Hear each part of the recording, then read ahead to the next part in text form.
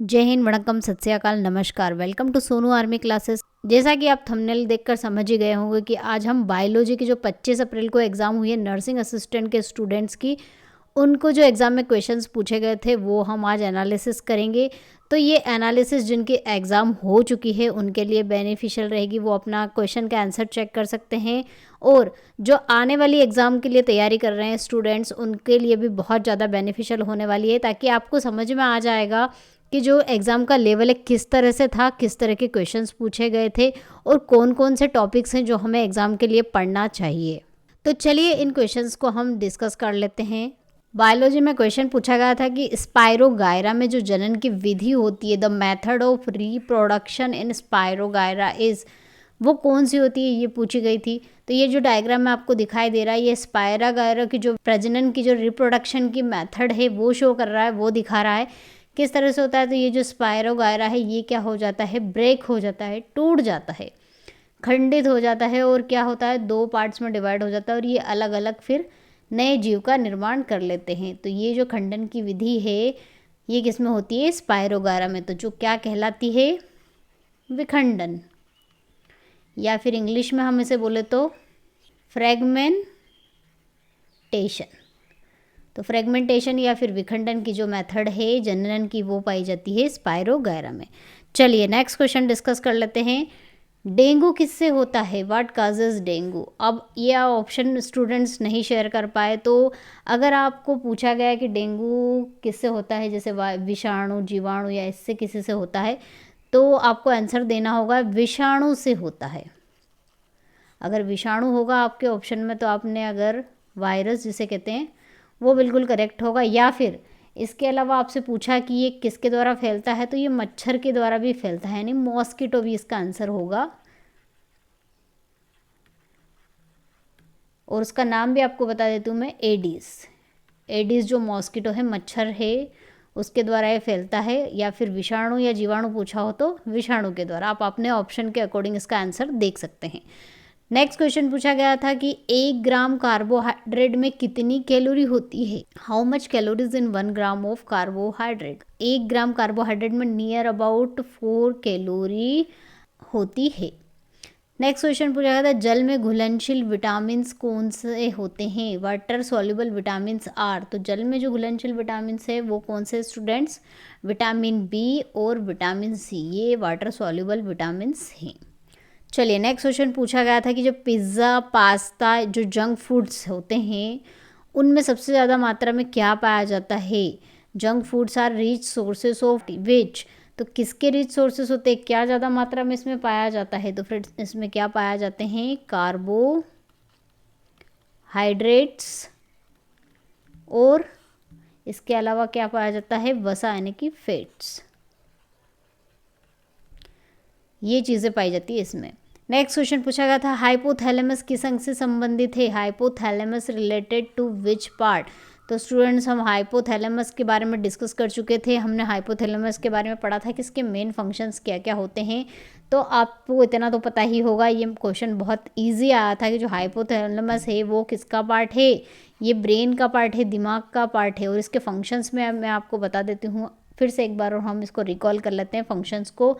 ये क्या करता है, बॉडी टेम्परेचर को मैनेज करता है, हमारी जो स्लिप है, स्लीपिंग को उसको भी मैनेज करता है, ये ब्लड प्रेशर को भी मैनेज करता है, और जो मूड्स होता है हमारा, मूड को भी क्या करता है, मैनेज करता है, भूख प्यास, इसके अलावा और भी इसके फंक्शंस होते हैं। तो ये इन सब चीज़ों को मैनेज करने का काम किसका होता है, हाइपोथैलेमस का, जो किसका पार्ट है, ब्रेन का पार्ट है। नेक्स्ट क्वेश्चन बहुत इजी क्वेश्चन था स्टूडेंट, ये तो कोई भी बता सकता है, जीडी का स्टूडेंट भी बता सकता है कि बीन के आकार का जो अंग होता है, मतलब इस तरह से जो शेप होता है, वो कौन सा ऑर्गन होता है हमारी बॉडी में, क्या होता है वो, किडनी। चलिए नेक्स्ट क्वेश्चन पूछा गया था कुल केनाइन दांत, टोटल केनाइन टूथ कितने होते हैं। तो केनाइन दांत जो थे ये होते हैं हमारे केनाइन दांत, ये पहले टाइम पे ये बहुत ज़्यादा नुकीले होते थे, क्योंकि कच्ची चीज़ें ही खाते थे, भोजन को पका के नहीं खाते थे, इसलिए 2 ऊपर और 2 नीचे से 4 दांत नुकीले दांत होते थे, जिन्हें केनाइन दांत कहते हैं, केनाइन टूथ कहते हैं। जो चीर फाड़ करने के लिए ज़्यादा उपयोग में आते थे, आजकल इनका उपयोग कम होता गया है। तो ये जो इनका नुकीलापन भी क्या हो गया है, कम हो गया है। ये होते हैं कैनाइन दांत, 2 ऊपर होते हैं, 2 नीचे होते हैं, 2 पेयर होती है। तो ये टोटल कितने होते हैं, 4 होते हैं। इसके अलावा मैंने डायग्राम आपको इसलिए दिखाया है कि आपको जो टीथ से रिलेटेड क्वेश्चन अगर पढ़ना है, आप और पढ़ना चाहते हो तो आप पढ़ सकते हो। कैनाइन के अलावा इंसाइजर्स कितने होते हैं, मोलार्स कितने होते हैं, ये भी पूछा जा सकता है एग्जाम में। तो ये पूरा जो सारे टिथ है इसकी इन्फॉर्मेशन आप पढ़ लीजिएगा नेक्स्ट एग्जाम के पर्पस से। चलिए नेक्स्ट क्वेश्चन जो है, टीबी के कारण होता है। तो टीबी किसके कारण होता है? तो अगर आपको वायरस या फिर विषाणु, जीवाणु इस तरह से ऑप्शन दिए हो तो आप इसका आंसर क्या टिक कर सकते हो? ये किसके द्वारा? बैक्टीरिया यानी कि जीवाणु के द्वारा फैलता है। और इसके अलावा अगर आपसे नाम पूछा है तो नाम भी बता देती हूँ मैं आपको, माइक्रो बैक्टीरियम ट्यूबर क्लोसिस। तो अगर आप अपने ऑप्शन के अकॉर्डिंग आपका आंसर यहाँ पर देख सकते हैं, बैक्टीरिया दिया हो, जीवाणु दिया हो तो आपने वो टिक किया हो तो वो करेक्ट होगा, या फिर उसका नाम भी आप यहाँ पर बता सकते हैं। चलिए नेक्स्ट क्वेश्चन पूछा गया था कि एक वयस्क मनुष्य के संतुलित आहार में दूध की मात्रा कितनी होनी चाहिए? Balance quantity of milk in healthy human. तो वो कितनी होनी चाहिए, कितनी होती है वो? 250 ml, 250 मिलीलीटर। नेक्स्ट क्वेश्चन जो स्टूडेंट ने शेयर किया था वो थोड़ा कंफ्यूजिंग लग रहा है कि क्वेश्चन क्या था एक्चुअली में। क्वेश्चन मेरे ख्याल से इस तरह से हो सकता है कि सजीव और निर्जीव दोनों में होता है। ऐसी कौन सी चीज़ें जो दोनों में होती है? Both living and non living organism है। क्या होता है इसमें? वृद्धि। तो वृद्धि सजीव में होती है, निर्जीव में नहीं होती है। वेदरिंग यानी अपक्षय की प्रोसेस, मतलब नष्ट होना, हवा पानी के द्वारा खत्म होना। तो ये जो चीज़ें हैं ये किसके द्वारा? लिविंग और नॉन लिविंग दोनों में पाई जाती है। एक्सटर्शन जो है ये सजीव में जो लिविंग ऑर्गेनिज्म उसमें होता है। रेस्पिरेशन भी लिविंग ऑर्गेनिज्म में होता है। तो इसका आंसर क्या होगा? वेदरिंग की जो प्रोसेस होती है वो दोनों में होती है। इसके अलावा क्वेश्चन अगर ऐसा भी पूछा जा सकता है कि लिविंग थिंग और लिविंग ऑर्गेनिज्म दोनों में कौन सी चीज़ पाई जाती है? तो वो भी क्या होगी? वेदरिंग ही होगी। तो ये क्वेश्चन ज़रा कंफ्यूजिंग है। अगर आप इस क्वेश्चन को अच्छे से जानते हो तो कमेंट सेक्शन में ज़रूर लिखिएगा। चलिए नेक्स्ट क्वेश्चन पूछा गया था, कार्बोहाइड्रेट जो होते हैं यकृत यानी कि लीवर में किस रूप में एकत्रित होते हैं? ऊतकों में, लीवरों में, किस फॉर्म में स्टोर होते हैं? टिश्यू में या लीवर में? कार्बोहाइड्रेट्स तो किस फॉर्म में स्टोर होते हैं? ये ग्लाइकोजन के फॉर्म में स्टोर होते हैं। मसल ग्रोथ में सहायक होता है, सपोर्ट्स मसल ग्रोथ। तो मसल ग्रोथ में कौन सी चीज़ सहायक होती है? विटामिन, प्रोटीन, कार्बोहाइड्रेट, वसा। इन सभी में से कौन सी चीज़ सहायक होती है? प्रोटीन।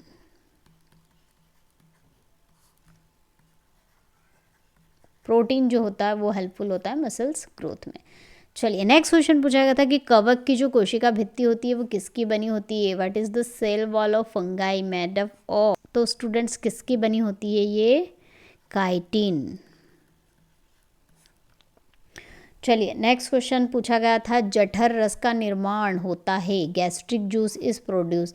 अब क्वेश्चन कंफर्म नहीं है कि क्वेश्चन इस तरह से पूछा गया है कि जठर रस का निर्माण कहाँ होता है या फिर किसके द्वारा होता है। अगर आपका क्वेश्चन ऐसा होगा कि कहाँ पूछा गया है, ऑप्शन के अकॉर्डिंग आप अपना आंसर चेक कर लीजिएगा। तो ये कहाँ? अमाशय में इसका निर्माण होता है। और किसके द्वारा होता है अगर ये क्वेश्चन पूछा गया होगा तो इसका आंसर क्या होगा? जठर ग्रंथि के द्वारा। चलिए नेक्स्ट क्वेश्चन पूछा गया था, नर युग्मक होता है, मेल जिमेट्स आर, कौन सा होता है? शुक्राणु यानी कि स्पर्म। नेक्स्ट क्वेश्चन पूछा गया था कि काला अजहर जो रोग है वो किसके कारण होता है? काला Azhar disease is cause by. तो इसमें भी कंफ्यूजिंग है क्वेश्चन कि किसके द्वारा होता है, या फिर विषाणु के द्वारा होता है, जीवाणु के द्वारा होता है, प्रोटोजोआ के द्वारा होता है। ऑप्शन जो एग्जाम में थे उसके अकॉर्डिंग आपका आंसर चेक कर सकते हैं। तो ये किसके द्वारा होता है? प्रोटोजोआ। अगर ये ऑप्शन में होगा तो अगर आपने प्रोटोजोआ टिक किया होगा तो आपका आंसर करेक्ट होगा। और ये इसका जो वाहक है, इसका वाहक क्या है? इसका वाहक अगर पूछा होगा, बालू मक्खी। चलिए नेक्स्ट क्वेश्चन, नाइट्रोजन युक्त कौन सा पोषक पदार्थ है विच न्यूट्रिएंट्स इज न्यूट्रोजनस, जिसमें नाइट्रोजन होती है। तो प्रोटीन की अगर हम बात करें तो प्रोटीन का अगर आप स्ट्रक्चर देखोगे तो उसमें आपको कार्बन, हाइड्रोजन, ऑक्सीजन, नाइट्रोजन मिलेगा। कार्बोहाइड्रेट्स में कार्बन, ऑक्सीजन, हाइड्रोजन, वाटर में आपको पता है हाइड्रोजन और ऑक्सीजन मिलते हैं।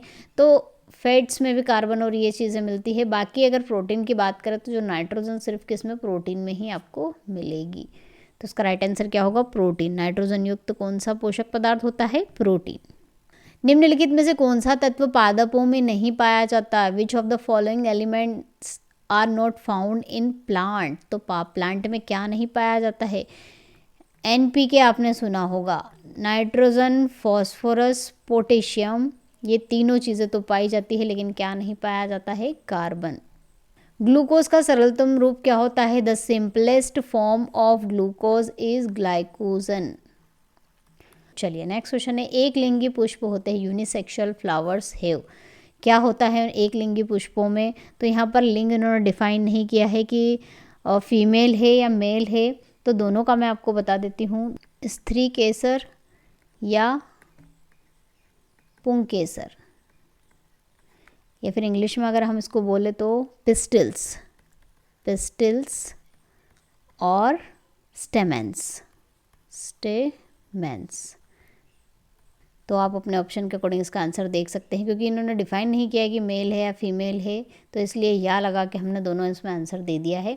चलिए नेक्स्ट क्वेश्चन पूछा गया था, जो रक्त का थक्का है किस विटामिन के कारण बनता है, which vitamin causes blood clotting. तो ये तो बहुत कॉमन क्वेश्चन है, बहुत बार डिस्कस भी कर चुके हैं हम क्लास में।